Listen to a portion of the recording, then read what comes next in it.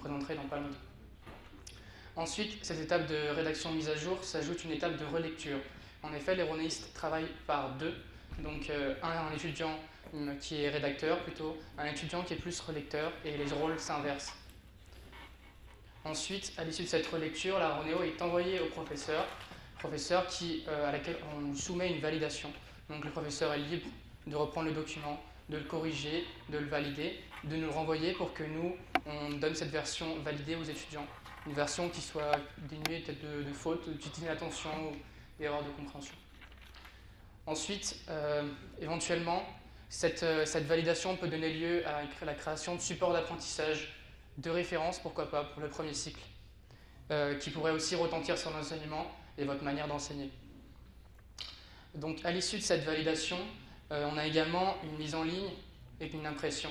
Donc, la mise en ligne, elle concerne tous les cours, et une impression sous forme de Ronéo tous les lundis, en fonction de l'heure à laquelle arrive la Ronéo. Voilà. Également, dans la partie validation, donc la Ronéo est soumise à une évaluation donc, par les enseignants, par la validation, mais aussi à une évaluation par les étudiants, donc par un comité d'évaluation des Ronéo, pour l'appeler pompeusement ainsi, qui justement va évaluer cette Ronéo et va dire est-ce que cette Ronéo est d'une qualité suffisante pour être un polycopié, pour être un support de référence éventuellement. Ensuite, donc cette Ronéo validée, évaluée, fait l'objet d'une fiche de synthèse. Donc les étudiants créent une fiche de synthèse, et cette fiche de synthèse est également envoyée aux enseignants qui peuvent la valider, qui peuvent la modifier. Donc des points importants, pour les enseignants, ça offre vraiment un vrai feedback sur leur cours. Qu'est-ce que les étudiants ont compris de mon cours? La Ronéo représente ce feedback-là. Donc après, c'est à vous de savoir si le cours que vous faites est adapté, si la Ronéo est parce que l'étudiant n'a pas compris ou parce que le cours n'était pas clair. C'est un retour que vous êtes libre de faire. Pour les étudiants, c'est un travail qui est très formateur. Ils apprennent à être structurés dans leur travail, ils apprennent à suivre un plan, à suivre une charte graphique. Mais également, ils sont valorisés par des points bonus. Donc c'est un autre bénéfice. Points bonus qui permettent d'être mieux classés, donc qui leur permettent éventuellement de choisir des meilleurs stages en deuxième ou en troisième année. Donc ça, c'est de la deuxième année à la troisième année, on a vu vraiment augmenter le nombre d'étudiants qui participent à ces initiatives, vraiment de manière très significative, avec environ, déjà dès la deuxième année de ma deuxième année à moi, 130 étudiants sur les 380 qui participaient à l'initiative pédagogique étudiante. On attend beaucoup plus pour la D1 et pour ma troisième année, et pour les deuxièmes années actuelles. Donc, qu'est-ce qui nous a permis de faire tout ça? C'est l'outil collaboratif par excellence, le module Spiral IPE, qui nous permet cet échange, parce qu'il est accessible à la fois aux étudiants et aux enseignants de manière égale. L'enseignant, il peut recevoir un permalien d'un cours qui est déjà en ligne, et il lui suffit de le reprendre, de le mettre à jour, de le valider et de le mettre lui-même en ligne peut-être, ou le laisser à l'étudiant le libre accès de reprendre ses fautes et de le mettre lui en ligne. Donc la Ronéo, pour donner des petits chiffres, pour vous faire rendre compte de cette importance de la Ronéo en deuxième et en troisième année, c'est pour plus de 90% des étudiants déjà un support de référence pour les examens. Ça veut dire que ce soit votre pensée ou non, pour les étudiants, c'est le support de référence. C'est-à-dire qu'eux, ils ne vont réviser que ça. C'est un truc qui est très important parce que c'est vraiment le support qu'ils vont réviser, vu qu'ils ne sont pas tous en cours, c'est vraiment tous ça qu'ils vont regarder. Donc c'est quelque chose qu'on doit améliorer et qu'on doit peut-être rendre parfait, au maximum. En deuxième année, quelques chiffres sur les sondages qu'on a pu faire, c'est que 60% des Ronéo ont été déjà validés. Par rapport à l'année dernière, ça correspond à une augmentation de 20%, ce qui pour nous est déjà vraiment très très bien. Déjà qu'on arrive déjà l'année dernière à 40%, qu'on arrive à 60% cette année, c'est juste idéal. Éventuellement, on arrivera à 100%, je ne sais pas, bientôt. Également, 5 UE sur 7 sont disponibles en polycopié complet, ce qui veut dire que l'année prochaine, plus besoin de faire des Ronéo sur ces cours. Les polycopiés seront disponibles dès le début du semestre, ce qui permettra éventuellement aux enseignants de faire autre chose, comme le doyen parlait tout à l'heure. Donc éventuellement ne pas faire certains cours, laisser ces cours-là sur les supports uniquement. Voilà, encore des petits chiffres. pour les étudiants, quels sont leurs points à améliorer selon eux. Donc, plus la Ronéo augmente en qualité, plus elle augmente en taille malheureusement. En taille, et parce que les cours sont très précis, peut-être trop précis. Voilà, c'est un sentiment en général. Par ailleurs, la validation des Ronéo, donc on voit que c'est c'est une très grosse demande de la part des étudiants, donc que les cours soient validés. Également que les éléments soient bien mis en évidence, que ce soit sur la Ronéo ou sur le cours, sur le support de cours. Puis l'orthographe, parce qu'on s'est un peu amélioré dessus, parce qu'on a amélioré notre façon de faire, et on est assez content de cette participation-là. Voilà, donc en vert, les améliorations par rapport au premier sondage qui avait lieu en 2013. Donc les évolutions de ce système, la question que je pose, c'est est-ce que les Ronéo pourront devenir un support d'apprentissage officiel pour les examens du premier cycle. Donc je pense que Marie-Nathalie Collob-Sardin en discutera juste après. Les fiches qu'on fait, pour nous, ça sera des supports de révision, non seulement pour le premier cycle, mais également pour les IECN. Justement, nous, on est en premier cycle, on n'a pas ce recul-là de savoir qu'est-ce qu'on a besoin de savoir en IECN. Donc on aimerait vous demander, est-ce qu'on peut avoir votre aide justement pour réaliser des fiches qui soient en accord avec les IECN, en accord avec notre préparation. Et enfin, pour vos enseignements, si vous avez n'importe quel projet d'innovation, des étudiants sont disponibles pour vous aider.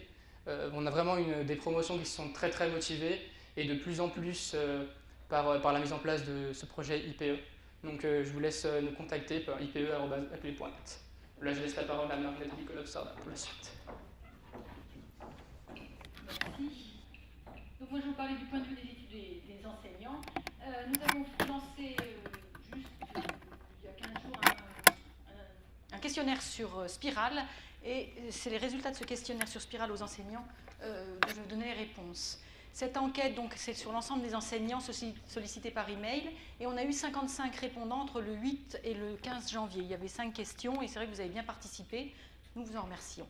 Plus de la moitié, je ne vous donne pas tous les chiffres, mais en gros, ce qui est sorti, c'est que plus de la moitié des enseignants qui ont répondu, il y avait une question qui nous paraissait importante, ont reçu la Ronéo à corriger dans la semaine qui suivait le cours. C'est-à-dire qu'on n'a pas attendu la Ronéo trop longtemps, elle est vraiment arrivée, c'était encore très chaud.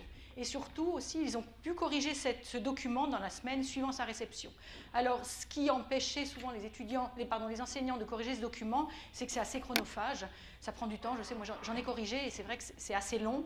Il faut arriver à corriger, mais laisser les mots des étudiants, le langage des étudiants, donc c'est pas toujours évident. Et puis faire des choses simples, c'est toujours pareil, on va y revenir, c'est toujours des choses concises et simples. Alors la qualité de la retranscription des cours, voilà les résultats de notre enquête. C'est que, vous voyez, très bonne qualité, plutôt bonne qualité, qualité moyenne, donc entre la plupart du temps, plutôt bonne qualité des Ronéo que nous avons reçus et que nous avons corrigés. Moi, pour l'immunologie, franchement, je n'ai vraiment pas eu à me plaindre. Vous voyez, pas de mauvaise qualité. Alors, l'avis des enseignants, toujours sur la relecture, perte de temps, évidemment, il y en a un petit peu que nous ont dit, mais surtout, ce qui est sorti pour 58% et 51% des réponses, c'est que ça nous a aidé à apprécier ce que les étudiants ont compris ou non, et surtout, ça permet de s'assurer que les notions essentielles de nos cours ont bien été comprises et ont bien été transmises. Utile pour préparer vos futurs cours, voilà les différentes questions. Divers, la charge de travail, à Ronéo non reçu, ont fait que c'était difficile à corriger.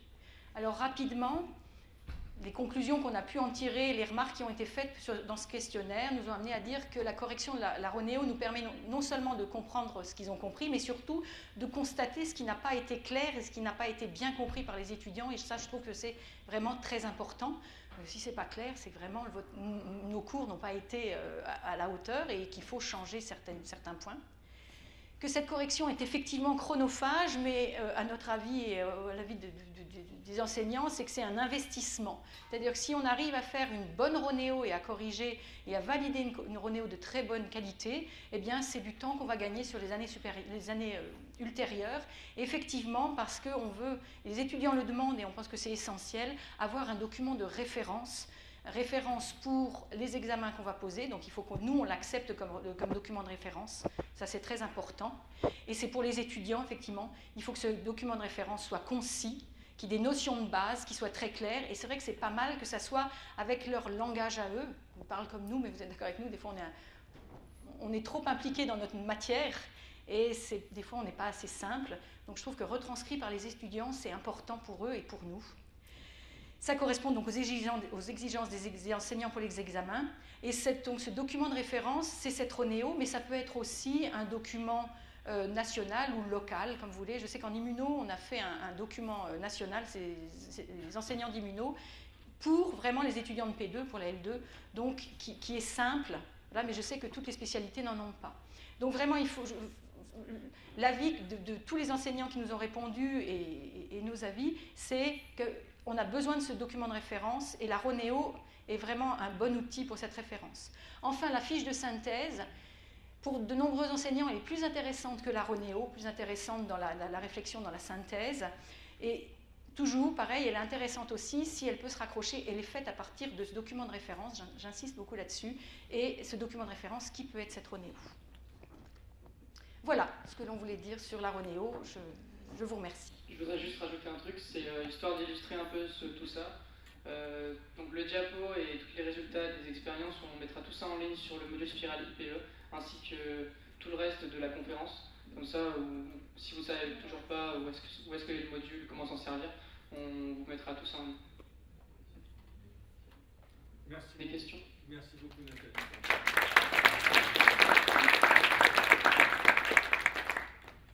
Des questions? Micro.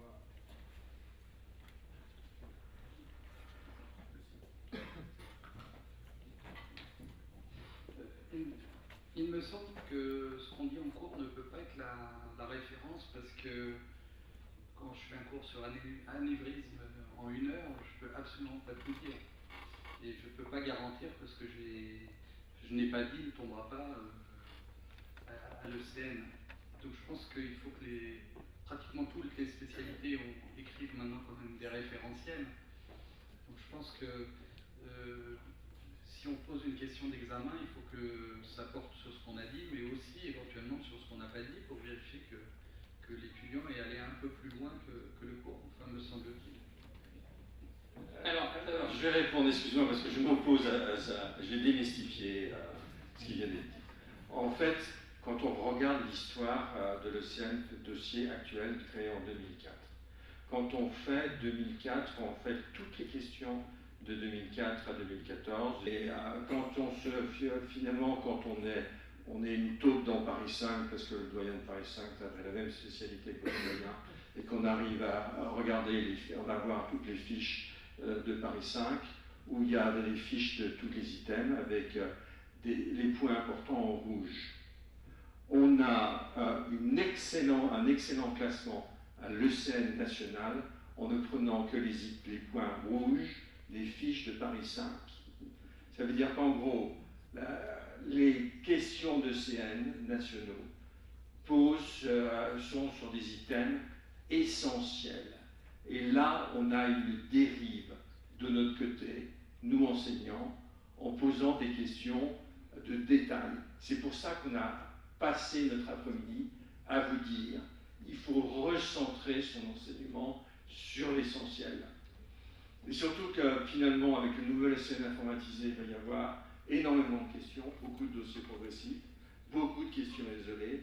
Et vous allez voir l'ancien CNCI qui s'appelle le CSCI va de nouveau sélectionner des items essentiels. Donc c'est important de se dire, dans nos spécialités, on s'attache aux détails, mais c'est extrêmement important dans notre enseignement, et surtout pour se remettre dans le raisonnement clinique hiérarchisé, qu'on puisse ne pas oublier que l'essentiel est la partie principale de l'apprentissage et accepter de laisser tomber les détails. Bon, Quentin, tu voulais parler, maintenant je te laisse parler. Oui, alors donc pour ajouter ce que disait le doyen, ici on part vraiment du premier cycle où la préparation des ECN est beaucoup moins présente.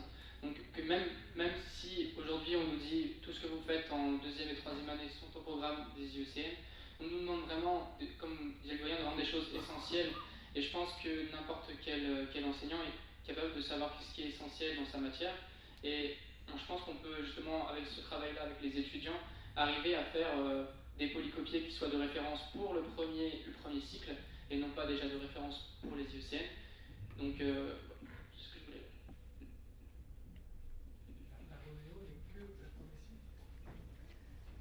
La Ronéo est que au premier cycle. Moi j'étais en P2, Non, donc c'est une question oui, tout à fait. Je crois que c'est que pour les premiers cycles, hein, la Ronéo. D'accord, après il n'y a plus de Ronéo.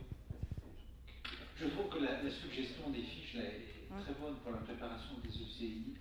Et il faudrait qu'on voit comment on pourrait le mettre en place dès la rentrée pour les étudiants qui vont rentrer en D4, pour qu'ils puissent bénéficier effectivement des fiches qu'ont fait les étudiants de deuxième et troisième année, et qu'on puisse même à partir de ces fiches construire des questions isolées. Parce que dans les futurs ECI, il y aura 120 questions isolées, et a priori dans le texte, il est marqué que ces questions vont évaluer les connaissances générales, et notamment les connaissances de deuxième et troisième année, et qu'il y a là certainement une opportunité pour les étudiants de faire travailler ensemble les différentes promotions. Oui, donc c'est vraiment l'intérêt du module initiative pédagogique étudiante, c'est que tous les étudiants de la faculté, tous les enseignants de la faculté ont normalement accès à ce module. Donc ça veut dire que l'accès aux fiches qui sont sur ce module, comme tous les autres documents qu'on réalise, est possible. Donc on pourrait éventuellement le faciliter. Justement, le but de cette présentation, c'est de montrer que ça existe et donc d'engager des choses UE par UE. Alors, je voulais juste ajouter quelque chose, donc même si vous m'avez un peu tous coupé l'herbe sous le pied. La Ronéo, en fait, en second cycle, c'est un projet qui est en cours au niveau de l'initiative pédagogique étudiante. On l'a laissé, on va dire, pour l'instant de jachère depuis quelques semaines parce qu'on a pas mal de projets en cours. Mais l'idée de base, c'est de se dire qu'en deuxième cycle, on a déjà des documents de référence donc, nationaux, donc là, pour le coup, on ne va pas les recommencer. Le souci, c'est que on va dire, ces documents, malgré tout le bon vouloir des enseignants qui les ont créés dans les collèges, ils ne sont pas forcément dans le langage étudiant. Et parfois, certains sont très exhaustifs, d'autres le sont beaucoup moins. Et l'idée, justement, c'est que la Ronéo du second cycle ne serait pas donc, une reprise des cours magistraux, mais finalement une extraction, enfin une récupération des référentiels pour dire, voilà, concrètement, qu'est-ce qui est difficile à comprendre pour un étudiant à partir de ce référentiel, et en tirer une sorte de fiche, ou alors un document un peu plus élaboré qu'une fiche, mais avoir des idées sur plein de choses, avoir des notions, enfin, avoir des fiches vraiment transversales, c'est-à-dire que on pense de plus en plus à ce que des étudiants en deuxième cycle, donc qui commencent à connaître le fonctionnement des items, dialoguent avec l'équipe de la Ronéo du premier cycle pour essayer de formuler des fiches par exemple de sémiologie, entre guillemets, pour que ce soit utile pour le CN. Typiquement, on n'a pas forcément le temps de revoir toutes les Ronéos qu'on a déjà vues en premier cycle. Et par exemple, je sais pas, la sémiologie pulmonaire, c'est intéressant de rejeter un coup d'œil pour finalement bien ancrer les choses. Maintenant, il faut connaître la pathologie, essayer d'avoir un raisonnement clinique. On a déjà parlé plusieurs fois tout à l'heure du problème du raisonnement clinique qu'on avait du mal à acquérir. Et enfin, un élément aussi qui nous tient à cœur, et je pense à beaucoup d'étudiants, c'est notamment le manque de lien entre le premier cycle et le second cycle pour les étudiants, et entre le second cycle et le troisième cycle. Finalement, parce qu'on pense que via l'initiative pédagogique étudiante, des internes aussi, qui viennent juste de passer le CN, donc qui viennent aussi de s'intégrer dans la pratique de la médecine, et qui sont encore proches au monde des ECN, pourraient nous aider à prendre le CN intelligemment, parce que fondamentalement, on bosse des items, parfois on enchaîne des points les uns à la suite des autres, c'est pas forcément passionnant, alors que l'apprendre de façon pratique, ça pourrait nettement nous servir, et dialoguer donc avec tous les étages finalement du cursus médical, ça pourrait nous servir. Je dirais beaucoup, pardon. Et juste une toute petite question, comment s'articule ça finalement avec les classes inversées? Est-ce que le fait d'aller vers les classes inversées modifie ce projet de Ronéo? Est-ce que petit à petit... Alors, oui, c'est vrai, entre classes inversées. Alors déjà, moi ce que je pense, c'est que dans les classes inversées, si on a déjà ce document de Ronéo corrigé, c'est vrai déjà, j'ai un plus, parce qu'au moins ils ont une référence. C'est aussi l'intérêt d'avoir ce document de référence pour les étudiants, on est bien d'accord. S'ils ont par exemple, on a un polycopié, donc je peux imaginer que la classe inversée, il faut qu'ils aient lu le chapitre correspondant avant la classe, mais du coup, pendant la classe, il n'y aura pas de Ronéo. Non, mais si elle existe déjà, je veux dire que, à la limite, ça s'inscrit bien dans la suite de la Ronéo, la classe inversée, puisqu'on aura ce document de référence. Alors, excuse-moi, je vais vous prendre mon exemple. J'ai fourni un document pour préparer la classe inversée. On ne peut pas faire une Ronéo sur une classe inversée. Il a eu la classe inversée, ils m'ont soumis une Ronéo, en fait, ça a été mon document, avec les corrections, là où je croyais me comprendre, moi je me comprends très bien, mais visiblement ils ne comprenaient pas. Là, avec des tas, et c'est là c'est rigolo, c'est-à-dire ils sont capables de repérer des trucs qui me semblent parfaitement clairs et de dire ben là non, mettez un tiret, un virgule, deux points, allez à la ligne parce que on ne l'a pas perçu comme ça. Corriger l'aéronéo, ça m'a pris 5 minutes parce que je retrouvais mon cours avec en rouge les 5 modifications qu'ils avaient faites. Donc c'est pour ça que je vous encourage à produire des ressources documentaires initiales de qualité, parce qu'après tout s'enchaîne extrêmement vite. Alors, je vais peut-être rajouter une chose. Nous, l'évolution qu'on voit pour la Ronéo, c'est une fois qu'on a réalisé le polycopier, la Ronéo telle que je vous l'ai présentée n'existera vraiment plus telle qu'elle. Ce sera uniquement de la mise à jour de polycopier. J'assiste en cours, telle information, il y a une nouvelle chose, on va reprendre le polycopier, on va envoyer à la prof avec les modifications qu'on a faites. Donc vraiment, c'est d'abandonner ce système de je viens en cours prendre la Ronéo de ce qui a été dit en cours. Non, je viens en cours avec un polycopier. Et s'il y a des changements, s'il y a des choses qui sont plus claires dans ce qui est expliqué à l'oral, s'il y a des questionnements, et ben ça transparaît ensuite.